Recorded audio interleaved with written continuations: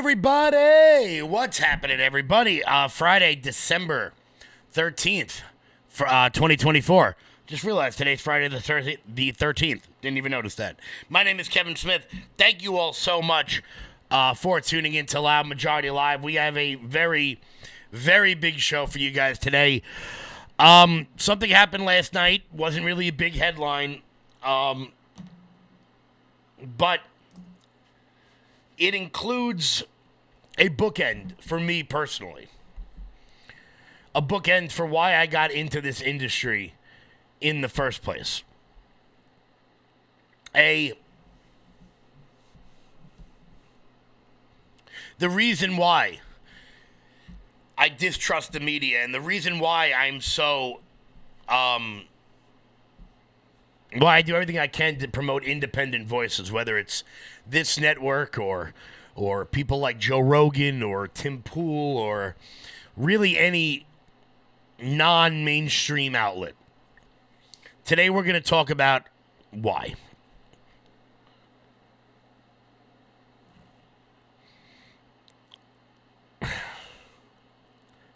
It's pretty wild that this actually happened, but you guys are going to get some personal stuff about me today that I don't really share with people, and an impact that one particular story had on my life. But before we get to that, guys, hit that thumbs up button, share this video out all over the place. I'm really proud of the show today, so I want to make sure everybody sees it as we rock, as we roll here. I want to I'm gonna just share this one on Facebook because I want to make sure everybody gets this as well.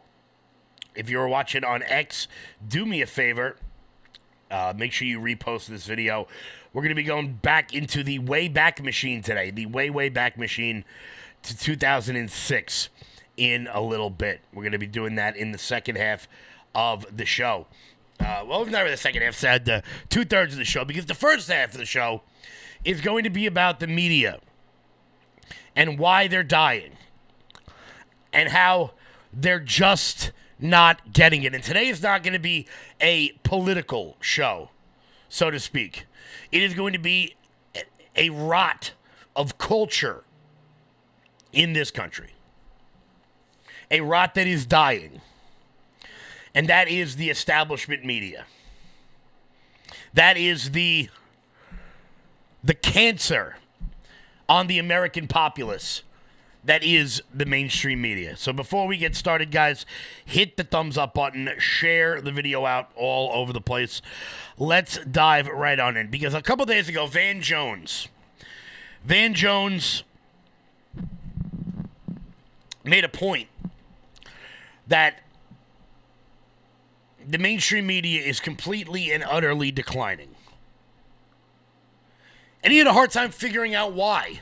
He had a hard time understanding exactly why this was happening. He was sitting around with a bunch of really impressive people in New York City at a media symposium, whatever the hell that is, and said that the entire political class is way off in trying to understand the American electorate, that no longer conducts politics or reads media in the way that they expected. Jones told the Deal Book Summit, fancy, that voters are no longer responding to traditional door-knocking routines during political campaigns. Here was Van Jones describing not only the death of the media, but the rise of a different world. In the Philly suburbs, and I'm telling you, we are way off.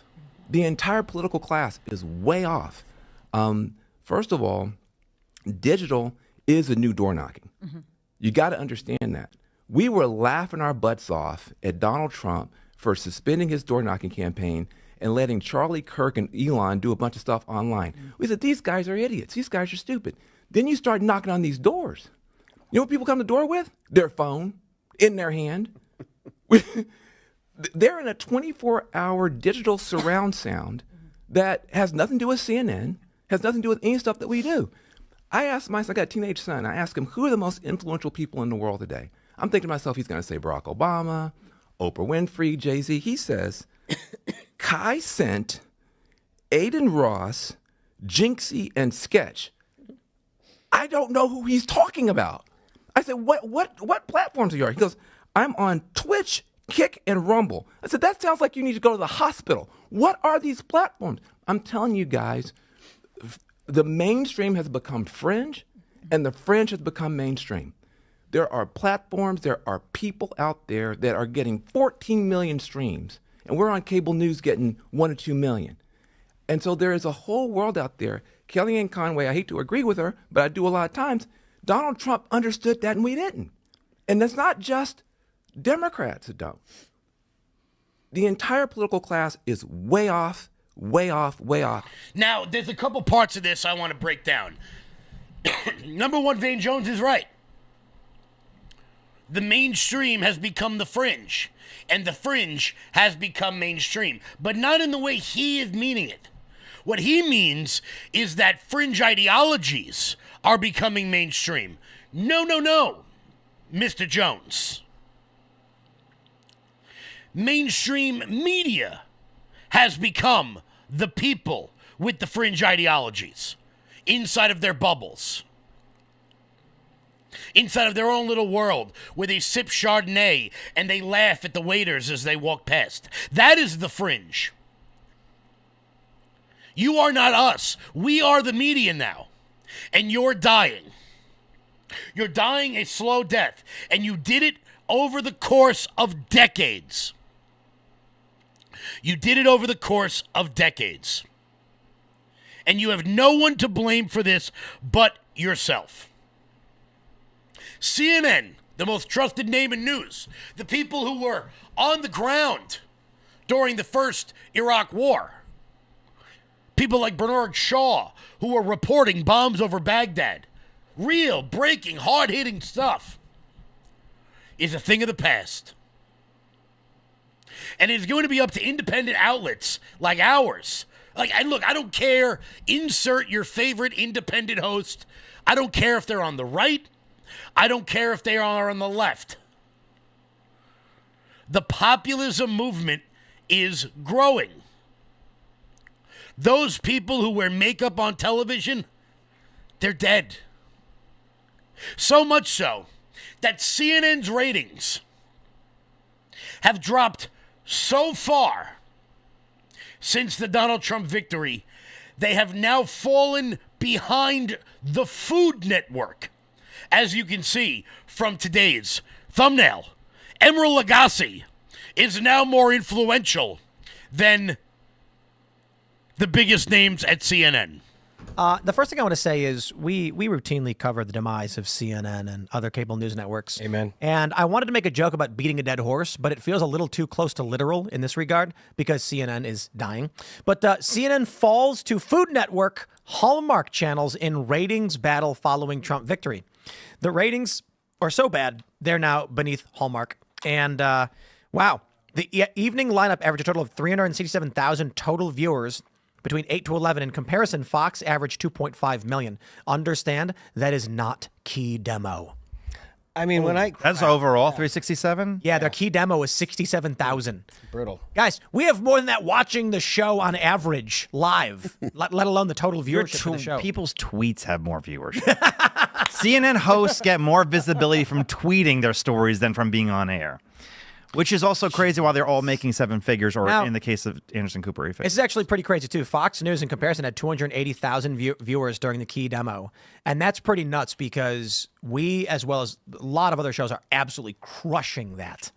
The scary thing is, to understand, while an episode of Timcast IRL may end up with about 600 to 700,000 viewers every night, it used to be that the top shows were getting 5 to 10 million in the key demo. But now it's completely decentralized. So there's some good there and some bad there. The good is that decentralization is largely healthier for a media diet. But it also means that my concern right now is that Fox, Disney, Comcast, everyone's like, oh, they're dumping all these big channels, right? Yeah, but Comcast isn't going to sit back and go, guess we lose. They're going to say, how do we buy into the space on YouTube? Mm-hmm. And then if they come into this space, you know, I look at what we've got here, and I was talking to friends about it. I'm like, we're like an indie label. We're a privateer. The East India Trading Company is around the corner. When they come in and claim the high seas, we're going to get crushed. So right, if you that is why what Tim just said there is so important, to support independent content creators. Now, you don't have to like him. You don't have to like Bongino or Shapiro or the Young Turks or whoever. But the mainstream media's death is because of their own arrogance. Because my entire life, which we're going to get to in the second half of the show today, are people who have built television careers off lies. I will never lie to any of you. You may not agree with me. We disagree all the time. But I'm never going to come on here and bullshit you for ratings. I'll talk to this camera whether people are watching or not.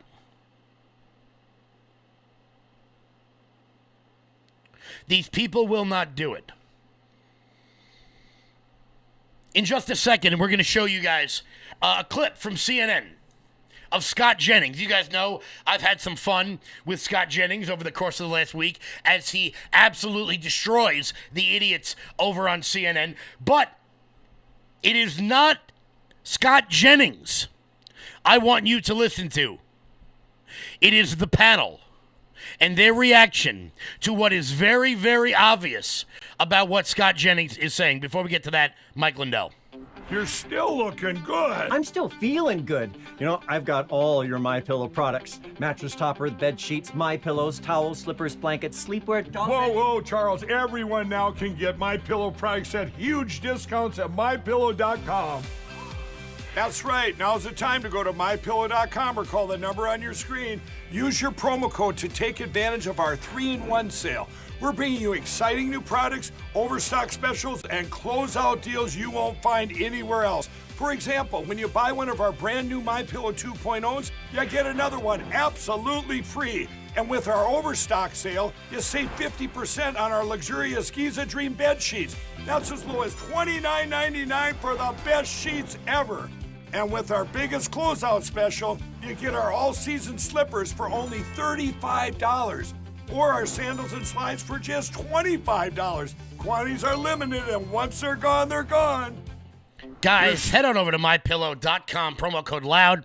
That's MyPillow.com, promo code LOUD for up to 80% off everything on the website. That's MyPillow.com, promo code LOUD. Guys, hit the thumbs up button. I'm not going to be doing too much chatting with the chat today because I want to make sure I get through all of this because I could do a 3-hour show about the day that got me into the journalism industry, the day that broke me, the day that I realized that all of this was a facade and all of it was a lie. So, guys, make sure you're hitting the thumbs up button, share the video out.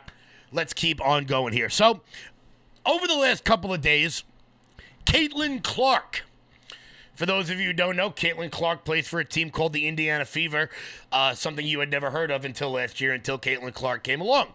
She is, by and large, probably going to be the greatest WNBA player of all time. And many people, including myself, defended Caitlin Clark against the verbal abuse of people like Jamel Hill, the race hucksters out there who tried to claim that Caitlin Clark was only popular because she was white. Well, Caitlin Clark has succumbed to the woke mind virus,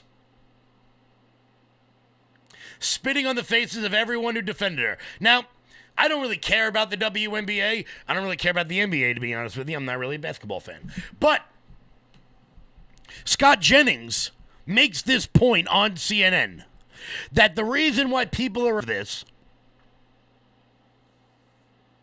feel betrayed because they defended a person who just threw them under the bus by saying she is only that she has white privilege and we need to lift up the other black athletes. Well, it turns out that sports is the one place where meritocracy actually leads the way. Caitlin Clark doesn't have a better shot because she's white. She's got a great shot because she's got a great shot. Just like LeBron James. Look, I think LeBron James is one of the stupidest people walking the face of the earth right now. No doubt a phenomenal basketball player. It is about merit, not about what language you speak, where you're from, who you sleep with, up, down, sideways, white, black, gay, straight. Doesn't matter. It's about who's good. So I want you to listen to Scott Jennings here, but I don't want you to pay attention to him. I want you to pay attention to the responses of the experts on CNN. Why is she being bullied? Why is that wrong? Why is she being bullied for acknowledging something that's smart, truth, and factual? Well, a couple things. Number one, whether you're an athlete or anyone else, if I hear you use the phrase "my truth," I immediately then discount everything else you say, because there isn't my truth or your truth. There's just the truth. And when you start using phrases like that, it tells me that That's not true. Your brain has been captured by something that I don't really respect. That's not true. Number two. That's not true. Number two, the attention the league got this year was amazing, and it was all because of her. She is an amazing player. The arenas were full when she played in them. The TV ratings were up when she was on television. That's undeniable. But the league still lost like $40 million this year.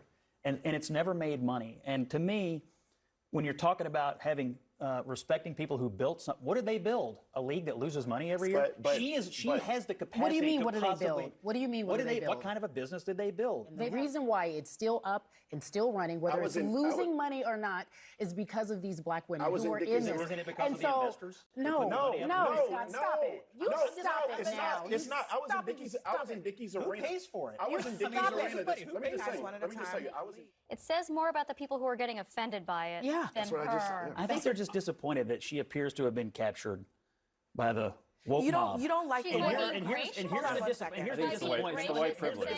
Let him articulate this, because I want to learn something. I feel a little bad for her, because she's going to learn that it will never be enough. No matter how much of the phrasing, no matter how much of the groveling you do, it will never be enough for the people in that league that hate her guts. Why do you assume they hate her guts? Why do you assume that she is trying to pander? Isn't it also... Because I hear the language. It's the language of the pander. I hear the phrase white privilege. Sports is the one place where nobody on the field has any privilege at all. She doesn't get extra points when she shoots because she's white. She gets the same number of points as anybody else. Sports is the great equalizer, and it just felt like to a lot of people that she was groveling for no reason, because she is an amazing player who deserves all the accolades she's getting right now for doing what she's doing for women's basketball. All right, Now, why is that important?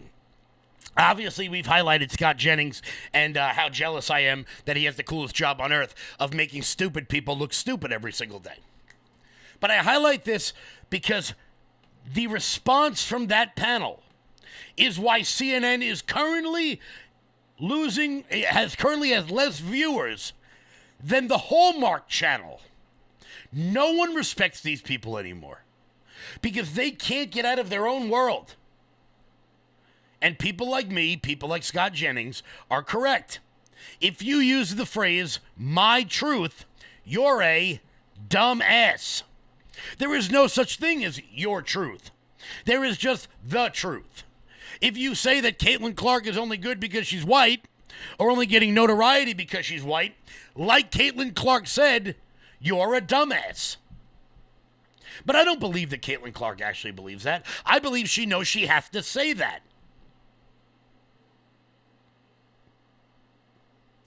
Well, you picked your side, Caitlin. You pandered to the woke. Let's see how this season goes for you. Let's see if they treat you a little bit better. You did it to yourself. Guys, in just a minute, we are going to get into the big story of the day, the one that I've been wanting to talk about, the reason why I put on a collared shirt today. Something happened last night. Something broke last night that puts a real bookend on my life, on the first time. And look, each and every one of you, it doesn't matter how invested you are in politics or media or culture, each and every one of you has a moment that you realized this was all a lie. For some of you, it was Donald Trump coming down the escalator. For some of you, it may have been the 2020 election or COVID mandates, masks and vaccine mandates. For some of you, it may have been a personal experience that you went through, being passed over for a job you were obviously qualified for somebody who wasn't in some affirmative action promotion. Each and every one of you has a moment. My moment came junior year of high school, March 13th, 2006. Something happened in Durham, North Carolina. the boys over at the university, at Duke University, their lacrosse team had a party. And I'm going to give you guys a little bit of the backstory on this before I dive in. Everyone is aware of the Duke lacrosse case and the travesty that happened with that. Now, I promise you, you will not find anybody who knows this case better than I do. Not anybody on planet Earth. This was the moment that I realized that it's not about the truth, that it's about narrative. So a little backstory on this. In 2006, the men's Duke University lacrosse team had a party in which they invited 2 strippers to the party. One of the strippers was a woman by the name of Crystal Mangum. She showed up to the party high as a kite and eventually passed out. A few days later, many of the men on the Duke lacrosse team were questioned about a gang rape that went on at that house. Now, I could sit here and I could tell you the entire story. It would be a 3-hour show and I'd have no problem doing it. And if you guys are interested in politics and true crime and whatnot, I would suggest every single one of you go and either read the book Durham in Wonderland by Casey Johnson, or Don Yeager's book, It's Not About the Truth, or the documentary Fantastic Lies by ESPN. This media decline and the distrust in media has been a long time coming, but not much has changed. Because when we go over today, Duke lacrosse, I wanted to ask you all if this sounds eerily familiar to the Daniel Penny case, which just wrapped last week. So, the big breaking news on this front was that yesterday, Crystal Mangum, who is currently serving a prison sentence for second-degree murder after stabbing her boyfriend to death, after 18 years, finally came out and admitted she made up the entire story. Here was Fox News reporting it. The accuser at the center of the infamous 2006 Duke lacrosse rape case just admitted to making the whole story up. Chanley Painter is here with the details. Hey, Chanley. Hey, good morning. That's right. It was a huge national story back in 2006 when Crystal Mangum falsely accused 3 Duke lacrosse players of raping her while she was performing as a stripper at a team party in March of that year. And now, more than 18 years later, she is finally admitting that she lied about it all, saying this, quote, "I testified falsely against them by saying that they raped me when they didn't, and that was wrong. And I betrayed the trust of a lot of other people who believed in me. I made up a story that wasn't true because I wanted validation from people and from God." The 46-year-old also apologized to the 3 Duke players who were all found innocent of the crimes and later sued the university after their case was dismissed in 2007, reaching an undisclosed settlement. And the prosecutor on the case, Mike Nafon, was later disbarred for lying in court and withholding DNA evidence, which ultimately absolved the young men. And at the time, Mangum was not prosecuted for perjury due to questions about her mental health. But she is currently behind bars serving time after a jury convicted her of second-degree murder in the stabbing death of her boyfriend in 2013. And even now, with her admission, Mangum says, Mangum could not be charged, with perjury because of the statute of limitations, of course, in the state of North Carolina. Guys, back to you. That's right. We knew she wasn't. We knew she was lying. She got caught lying, but we haven't had her admission. But you pointed out something about her background. Yeah, I think Chanley just mentioned it. She's serving prison. She's in prison for murdering her boyfriend. Yeah. Right, so she's not. She is, and Chanley mentioned that she cannot be held liable in North Carolina because of the statute of limitations. It's only 2 years. Chanley also mentioned the DA. Remember Nifong? He was on the news all the time. And shortly after the players were charged, he said, "There is no doubt about this being a sexual assault that had took place. And he said it was racially motivated. And then when he was disbarred because he withheld DNA evidence that would have helped the players, but that never came out. That never came out. So, as part of the backstory, let's explain what happened here. A man running for district attorney in Durham, North Carolina, Mike Nifong, fabricated, excluded evidence against 3 young men in an alleged gang rape, in which they would have spent 30 years in jail. For all intents and purposes, the rest of their lives. Now, why does this affect me? For those of you watching from around the nation, you guys might not understand this. Lacrosse on Long Island is king. It's the biggest sport. It's like baseball in Florida or Texas high school football. Everybody plays lacrosse. I played it. 200 guys I grew up with played. Lacrosse is a rich kid sport. It is. So when these charges first got brought up,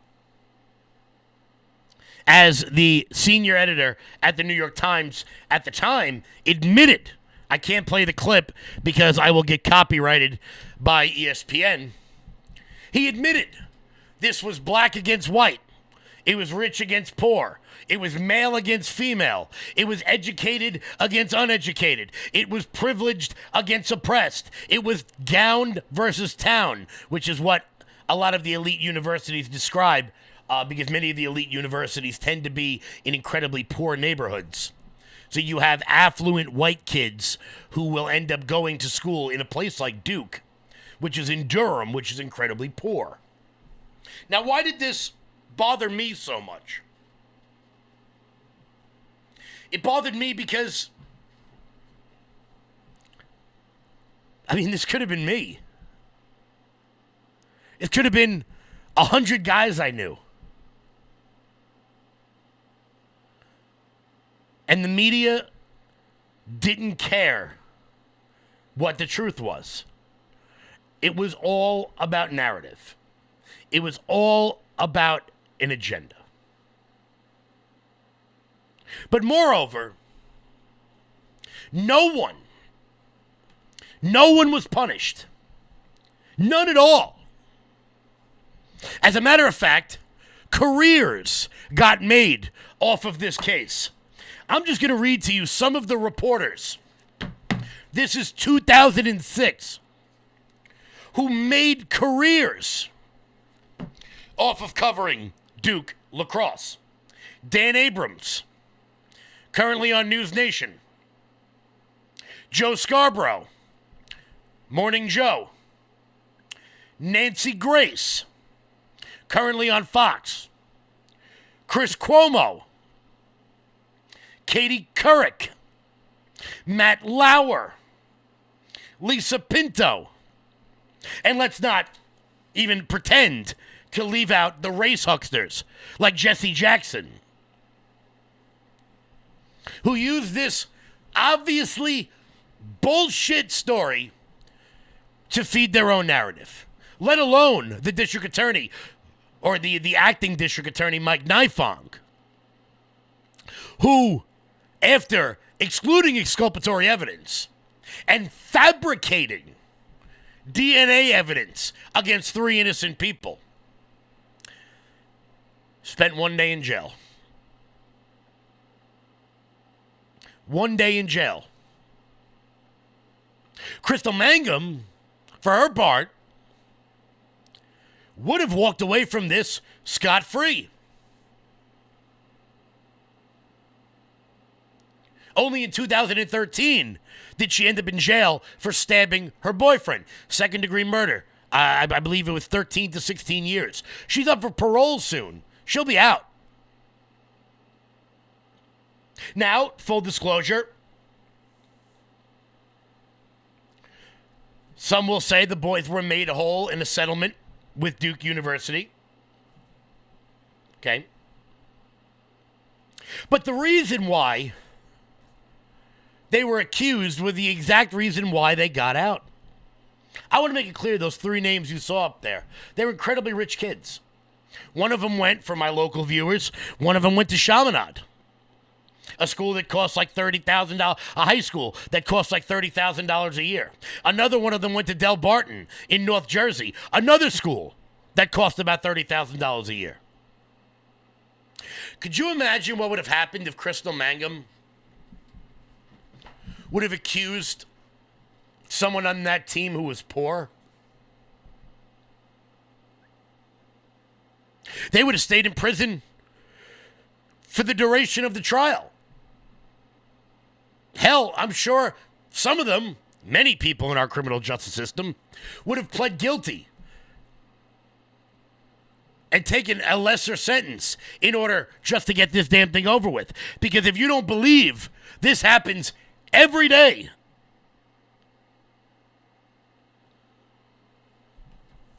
every day,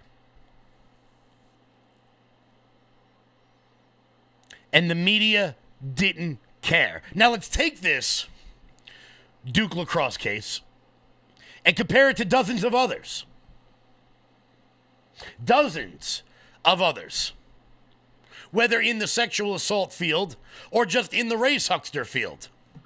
Need we look back at Columbia Mattress Girl?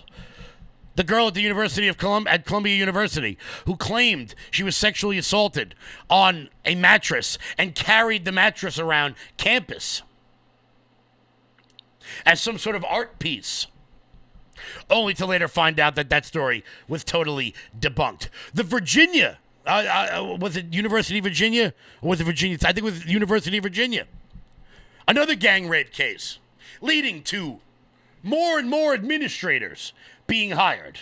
More and more gender, equity, and diversity classes that only fuel this sort of crap. Dozens and dozens of these. Right the way up to what we saw last week with Daniel Penny. It wasn't about the facts in the case. It was about the narrative. The narrative is all that matters to these people.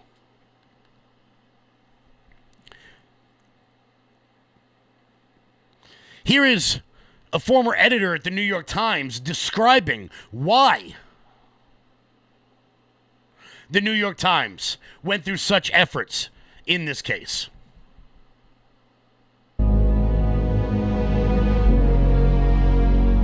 The Times coverage, which was both relentless and one-sided, there were more than 100 articles or opinion columns in the Times about the Lacrosse case, set the stage for the national media that, look, these guys must be guilty because it's the New York Times which is saying it, and if the Times is saying it, it must be true. I don't think they want a lie detector test because they're afraid they won't pass a lie detector test. And I may be the last person willing to take the heat because the victim is certainly taking a beating, as is Mike Nifong, and it's really unconscionably unfair. This was a case that served differing agendas of differing groups. For Nifong, he wanted guilt because it would help his cause in the primary.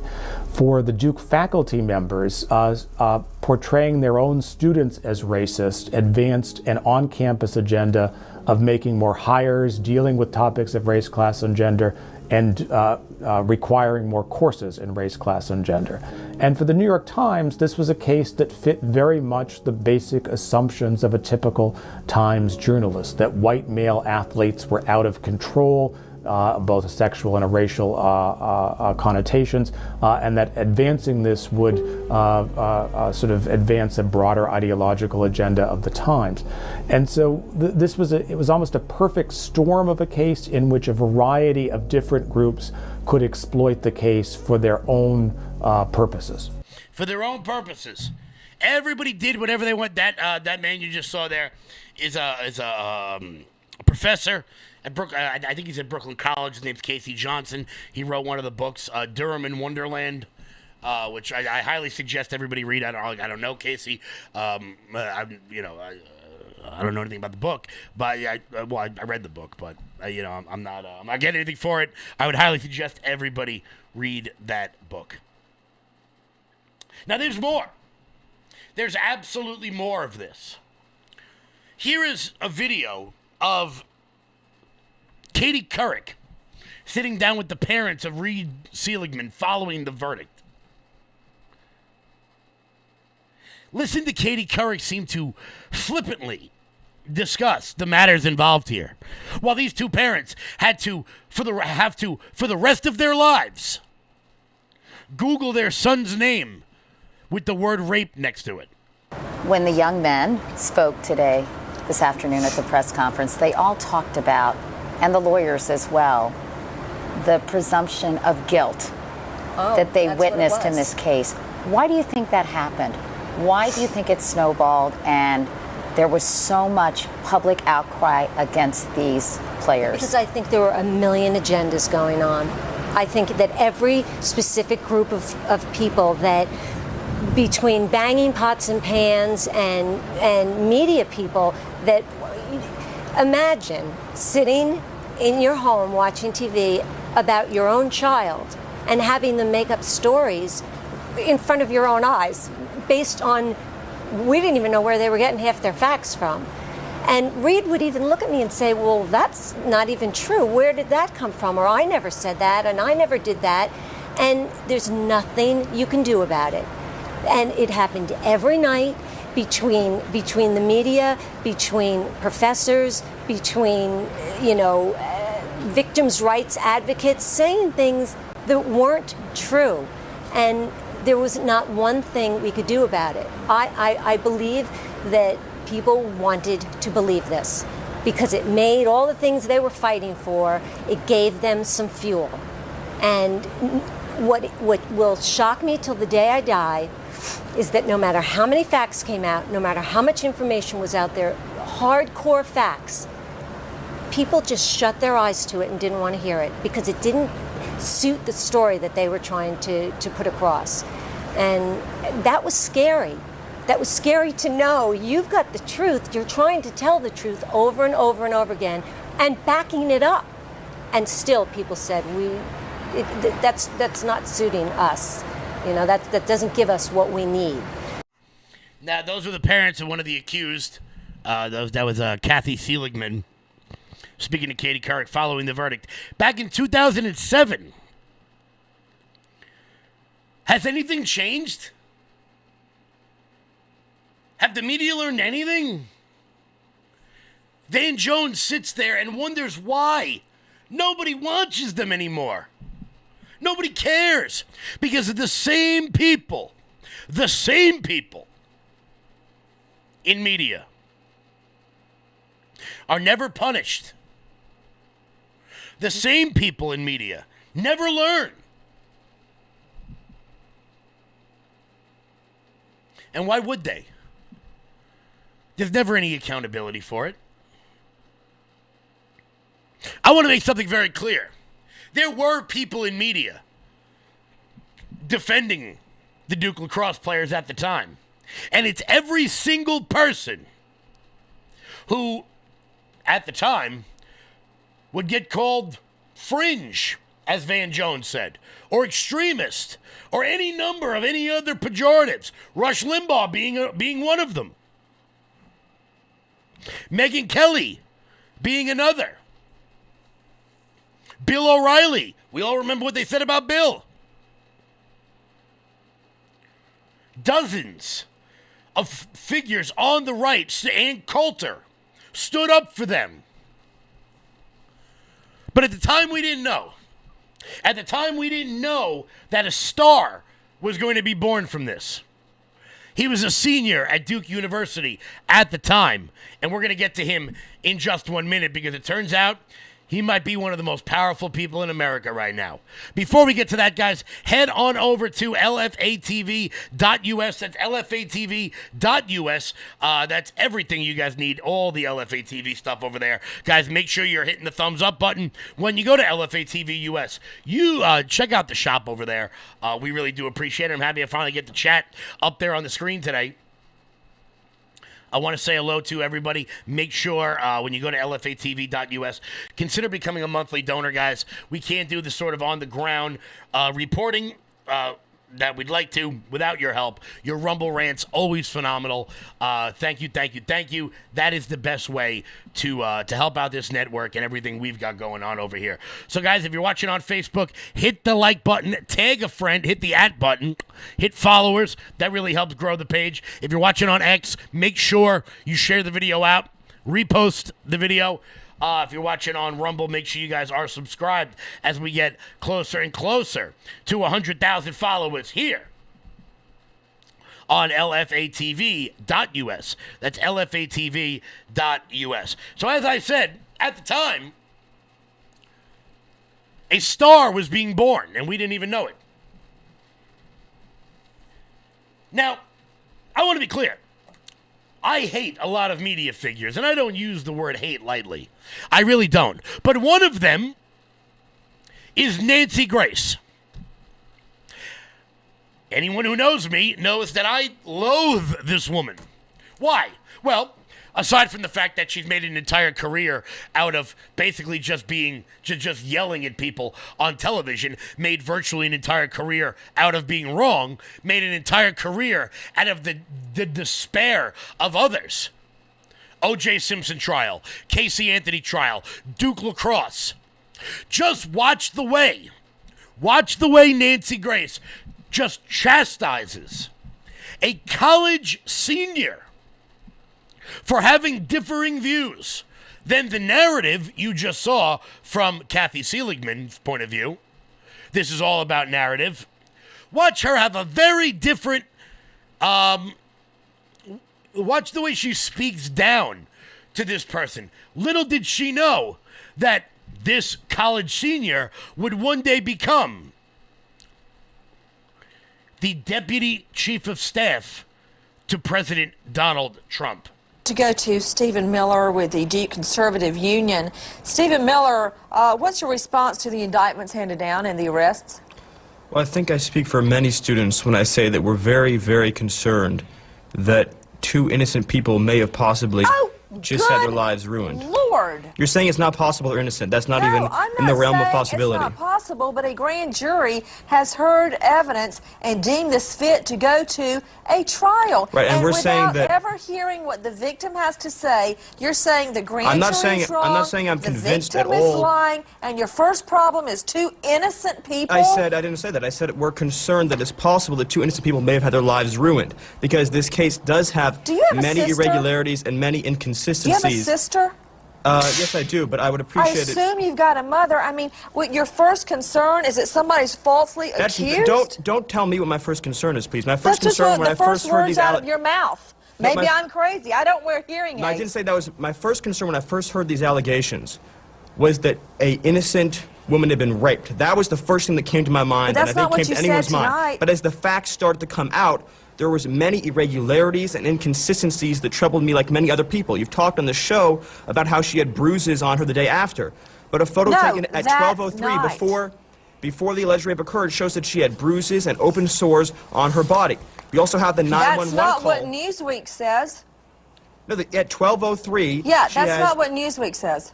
That in the report it says that there are already bruises at 12:03. Let me get another reaction from That's not what Newsweek says. One big media circle jerk. That's what led to Duke Lacrosse. Not a lacrosse party. Not a sensationalized story. It was all of the media coming together, describing their narrative, and then every one of them bouncing off the next one.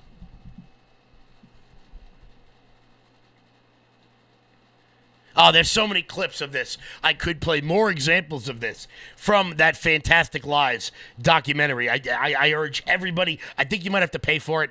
It's like $3. You can get it on YouTube. If you still have Disney Plus, I think you can get it there. I would urge everybody to go watch that.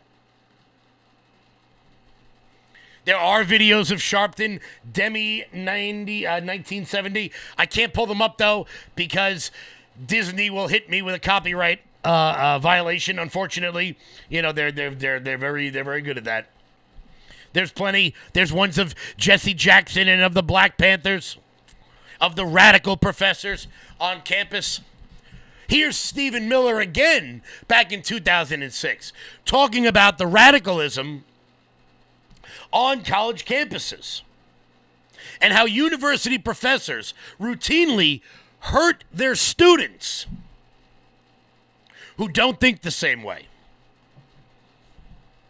City joining us now from Raleigh. Stephen Miller, a columnist for the Duke Chronicle, a student newspaper. You have 88 professors, actually 87 of them. One didn't sign this, they put out another letter saying we're not going to apologize. And I'm just stunned. Not only will they apologize, but they run away. We even called professors who weren't on the list to try to get an idea of what was happening on campus. They won't talk. You, a student, pretty much the only person who'll talk to us. What's going on? Well, you have a situation here where, like a lot of college campuses, you have this segment of professors that's very powerful and very, very far to the left. And for the first time, a lot of students, and in a way the American public at large, saw the depths and the ferocity of that radicalism. And for the professors, for the first time, they were confronted about the radicalism, and now they're all running for cover, because if you take a professor that signed that ridiculous ad and sat them down and gave them even the most mild interrogation, they would fall apart, and they would look like the baseless charges that they were. And so you have a situation where, on the one hand, they realize there's absolutely no foundation for anything they did, but on the other hand, they're not going to confront the flaws of their own radical and divisive ideology. But what kind of message does this send students who might want to take their courses? I mean, they're obviously, I think, irresponsible, these people, but everybody makes mistakes. They might have acted emotionally. All I have to do is say, maybe it was a mistake. I'm sorry. I shouldn't have jumped off like that, and let's have a discussion about it. But they won't even do that. Well, that's the truly depressing thing about this, is you could have had a situation where they might have said, all right, look, we rushed to judgment, we thought something happened, it looks like absolutely nothing happened now, we made a mistake, we shouldn't have done it. But instead, they're standing by their original statement, which speaks to the fact that for them, this was never about what happened to this particular woman according to her testimony, nor was it ever about these players. It was always for them about their political agenda. And their political agenda has been from day one to make a big issue out of racism and gender and class warfare. If you look at the ad, 80% of the professors that signed it claim a specialty in either race, class, or gender. And they all clamored for wide, sweeping institutional reform that would give them more power and more initiatives and more money and all that sort of thing. But why aren't the other professors on campus, and maybe the chancellor, speaking out and giving some kind of balance? Because right now what you have is a Columbia University situation. Duke is now being portrayed, and it may well be true, as a radical left university with no voices of moderation. No voices of moderation. For context, let's put this into perspective. So a month after the allegations, in April of 2006, 88 professors at Duke University, 80 of which specialize in gender theory or critical race nonsense or some sort of ridiculous sociology study, released an advertisement calling the Duke party and the alleged rape a social disaster, and remarked that no matter what the result of the police investigation were, something happened to this young woman. Duke professor Richard Broadhead would lend credibility to this position and this absurd claim at a meeting before the Duke Chamber of Commerce, stating that, quote, if our students did what is alleged, it is appalling to the worst degree. And if they didn't do it, whatever they did was bad enough. Were any of the 88 professors disciplined in any way? No.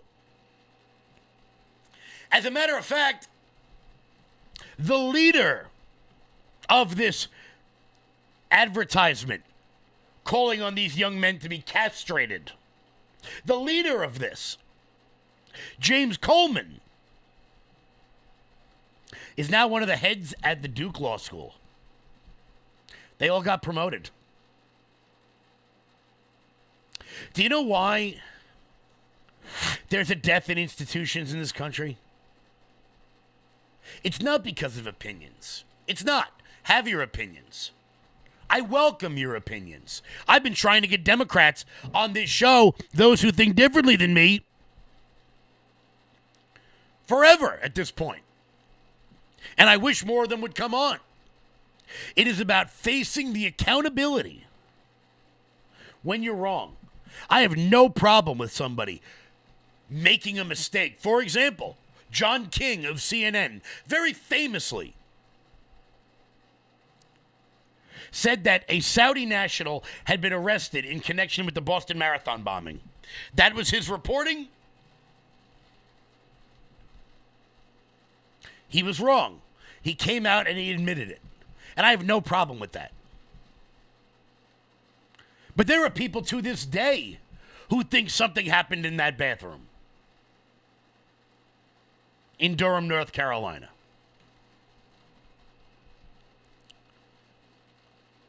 And finally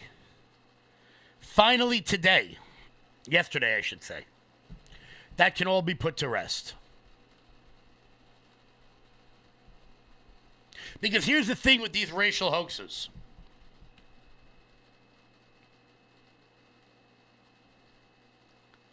There's never any resolution to them. There never is. Take another racial hoax of the past. Tawana Brawley. Al Sharpton, to this day, will not admit that he was wrong and that nothing happened to that young girl. Will not admit it to this day. There are people to this day who think that white Trump supporters jumped Jussie Smollett. There are people to this day who think Kyle Rittenhouse killed 3 black people in a racist shooting in Kenosha, Wisconsin.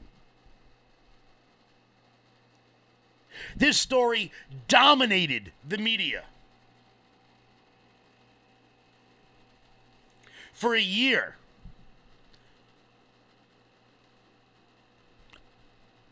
When the truth came out 18 years later, a handful of media outlets, even talked about it happening.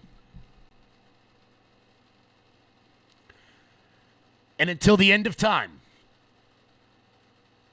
when you Google the words Duke Lacrosse, you are not going to get You're not going to get their record. You're not going to get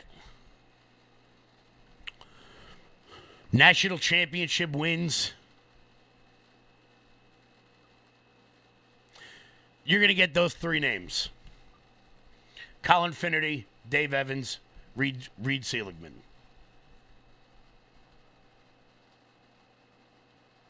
This story was the reason I first distrusted the media. This could have been 100 guys I grew up with. Could have been me.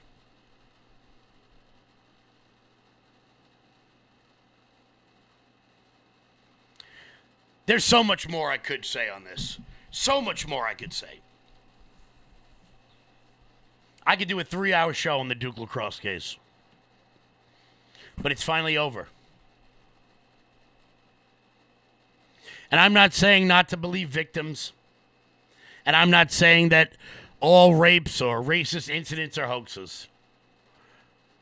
The point of this show today was not about Duke Lacrosse. The point of this show today is that when you have a job to do as a journalist, your job is to look for the truth. And Don Yeager, who wrote the book on this, the title of that book is It's Not About the Truth. Because it never was. And nobody cared. No one was fired. No one was demoted. No one went to jail. Nothing happened to anyone here who did wrong. And that's why it bothers me.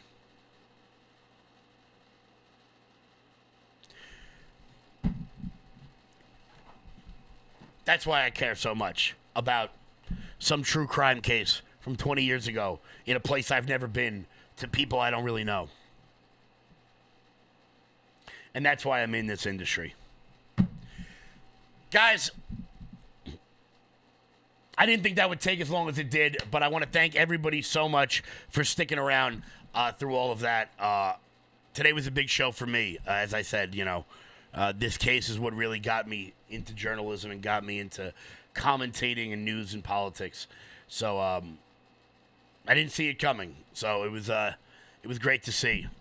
So I want to thank everybody so much for sticking with me today. Staying tuned for all of this.